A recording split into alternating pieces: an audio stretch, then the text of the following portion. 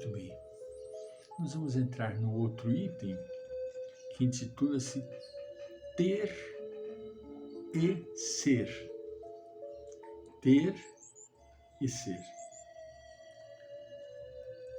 A psicologia sociológica do passado recomendavam a posse como forma de segurança.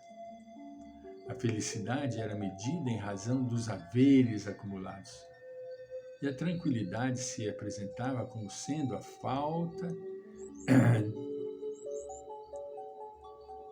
de preocupação em relação ao presente como ao futuro. Aguardar uma velhice descansada, sem problemas financeiros, impunha-se como a grande meta a conquistar. Isso é fato. Outrora, ter chegar na velhice com recursos amoedados, tio Patinhas. O cofre do tio Patinhas sendo ameaçado sempre pelos irmãos Metralha. A escala de valores mantinha como patamar mais elevado a fortuna endinheirada, como se a vida se restringisse a negócios, a compra e venda de coisas, de favores, de posições. Mesmo as religiões preconizando a renúncia ao mundo e aos bens terrenos, reverenciavam os poderosos, os ricos, enquanto se adornavam de requintes e seus templos se transformavam em verdadeiros bazares, palácios e museus frios, nos quais a solidariedade e o amor passavam desconhecidos. A felicidade se apresentava possível desde que se pudesse comprá-la.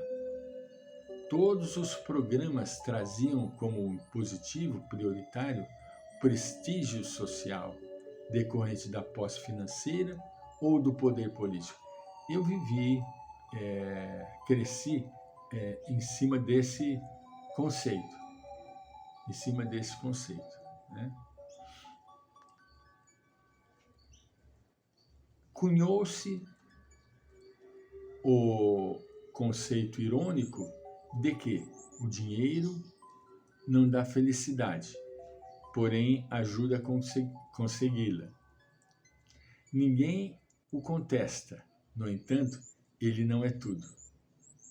O imediatismo substitui os valores legítimos da vida e houve uma natural subestima pelos códigos éticos e morais, as conquistas intelectuais, as virtudes, por parecerem de só menos importância.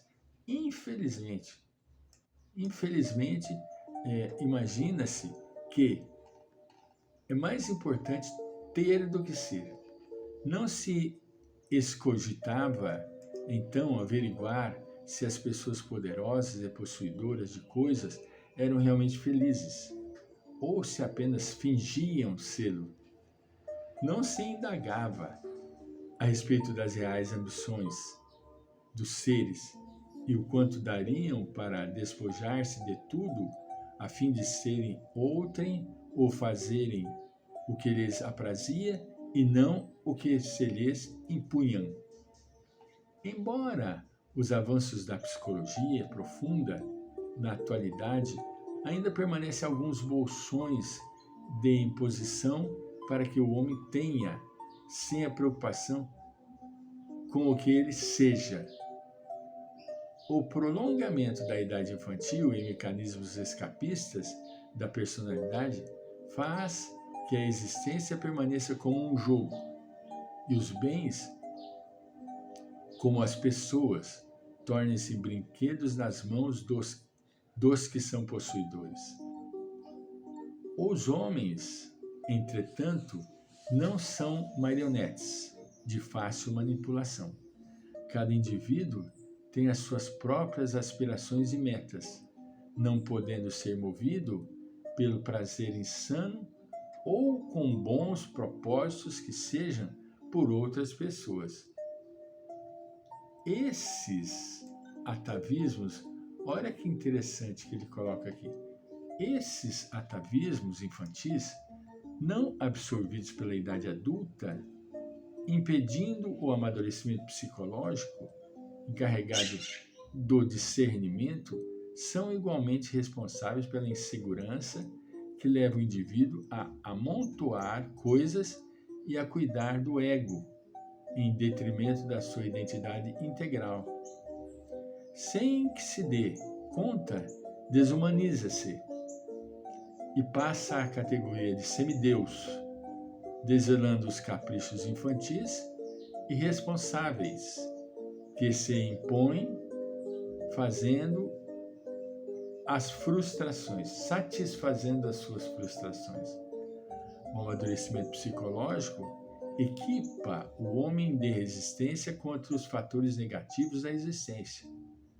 As ciladas do relacionamento social, as dificuldades do cotidiano, que são as ciladas da existência.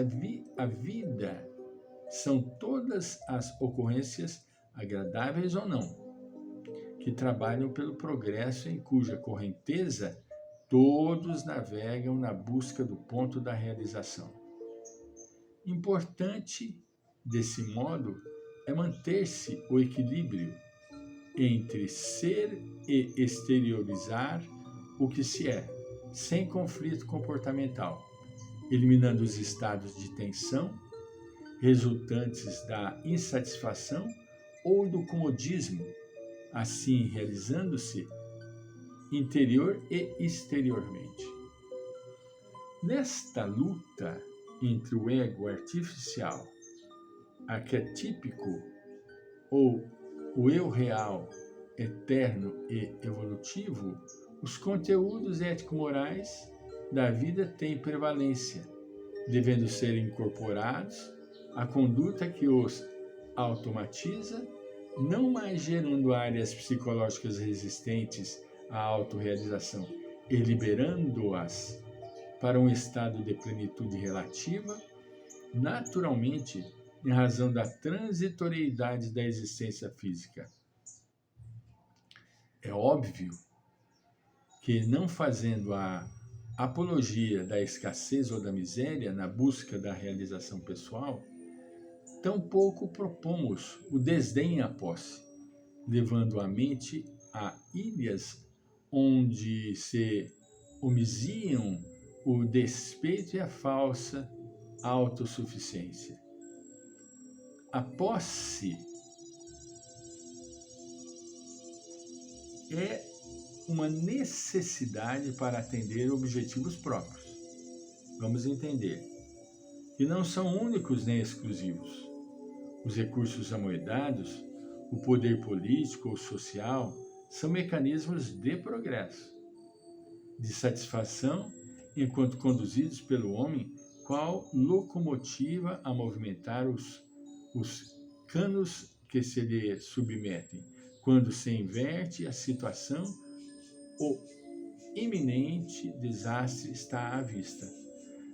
Ele não vai ficar sem a necessidade de ter, mas ele não pode priorizar e colocar como meta ter, né?